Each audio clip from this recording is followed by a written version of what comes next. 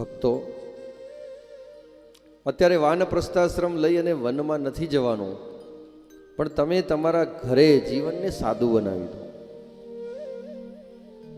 ભગવાન મય થઈ જાઓ. કોણ કહેતો તું, કોણ કહેતી હતી, આને મને બોલાયો, આને અહીંયા ના બોલાયો, આ મારી સાથે બોલે છે, આ મારી સાથે નથી બોલતો, આ બધી માયામાંથી નીકળી જાઓ. અને આ બધી માયામાંથી નીકળી અને ભગવાનનું જે આ જ્ઞાન છે એને તમે ગ્રહણ કરી લો. જો જીવન તરવું હોય તો.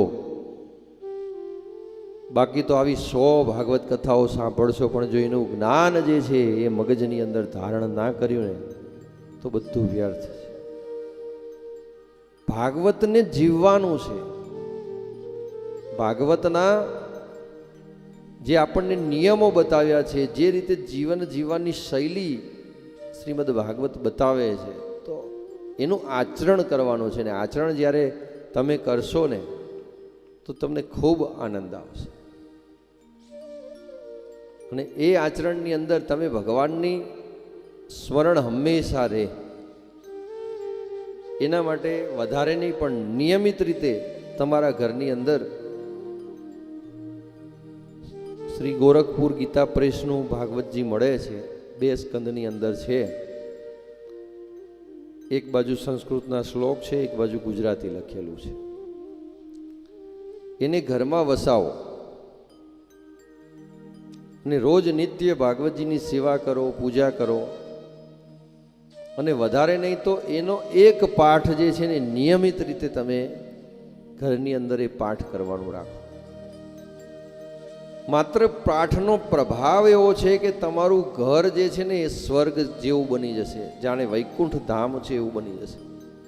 કામ, ક્રોધ, લોભ, મોહ, મદ, મચ્છર ધીમે ધીમે ધીમે ધીમે ક્યાં છૂટી જશે ને તમને ખબર પણ નહીં રહે. આ અદ્ભુત શાસ્ત્રનો આ પ્રયોગ તમે કરી જુઓ, એટલે કથાનો તમને વિશેષ આનંદ મળશે. કારણ કે અહીંયાથી 7 દિવસની અંદર જે કથા કરતા હોઈએ એની અંદર સંક્ષિપ્તમાં વાતો અને કથાઓ બધી હોય છે. પણ જ્યારે તમે ભાગવતજી નિયમિત રીતે પાઠ કરશો ત્યારે તમને વિસ્તૃત માહિતી, કેવા કેવા રાજાઓ થઈ ગયા, કેવા પરાક્રમી ભગવાનના ભક્તો થઈ ગયા, ભગવાને ભક્તોનું કઈ રીતે રક્ષણ કર્યું છે, પાલન કર્યું છે, પોષણ કર્યું છે, આ બધું તમને જાણવા મળશે. અને ભાગવતજી એક એવું શાસ્ત્ર છે જે વહેંચવાની વસ્તુ છે.